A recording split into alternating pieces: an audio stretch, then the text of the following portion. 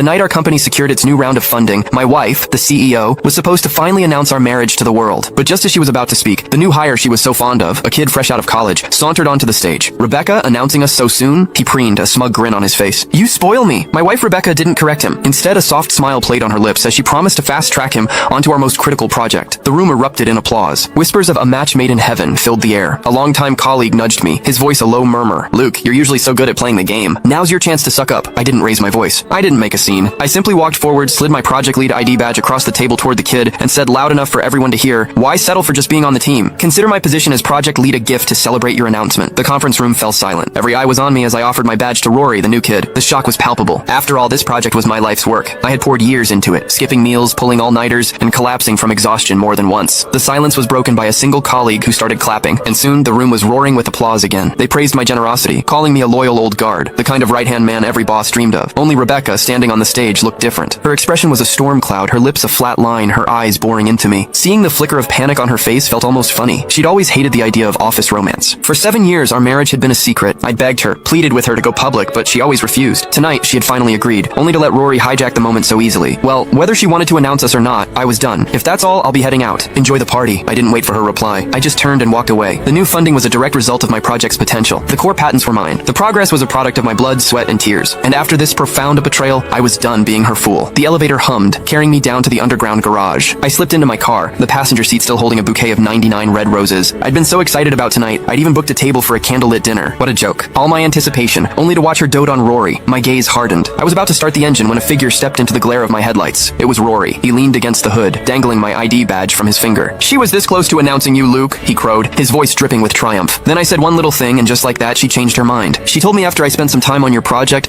I'm getting a promotion and a fat raise. I hear you haven't had a promotion in what, 3 or 4 years? You're not mad, are you? His pale, thin face was a mask of pure malice. I used to find his taunts infuriating, letting them bait me into arguments that Rebecca always misinterpreted as me targeting him. But now, I couldn't be bothered. As if on cue, I heard the sharp click-clack of high heels approaching. Rory's demeanor shifted in an instant. He clutched the badge and scurried to my window, his voice laced with manufactured panic. Luke, please don't be mad. Rebecca putting me on your team wasn't her idea. It was mine. I just wanted to learn from you. If you're not happy, I'll pull out of the project. He held the badge out meekly, his voice trembling. A position as important as project lead. Of course, it should only go to a veteran like you. He looked for all the world like a puppy I'd just kicked. Rebecca rounded the corner and without a word, slammed her designer handbag onto my windshield. Bang. Luke, what is wrong with you? She shrieked. Rory is talking to you. Get out of the car. You could have hit him. Is this how you treat your team now? Workplace harassment? A bitter laugh escaped my lips. I rolled down the window, ready to tell them to keep the damned position. But Rory, mistaking my movement, thought I was reaching for the badge. A flash of panic crossed his eyes and his fingers tightened on the lanyard. The next second, he doubled over, clutching his stomach. His face went ashen. My stomach, he wheezed, his voice barely a whisper. The act